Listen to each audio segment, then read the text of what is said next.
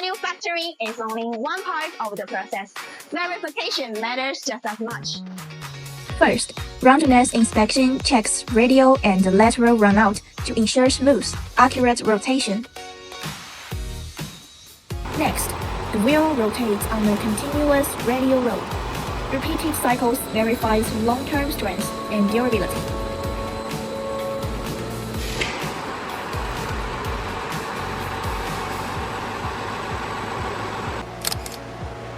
The impact test simulates sudden hits from curves and potholes, checking for cracks or air loss.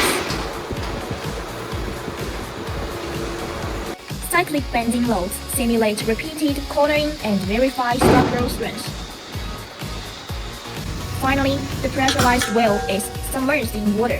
Continuous bubbles indicate a leak.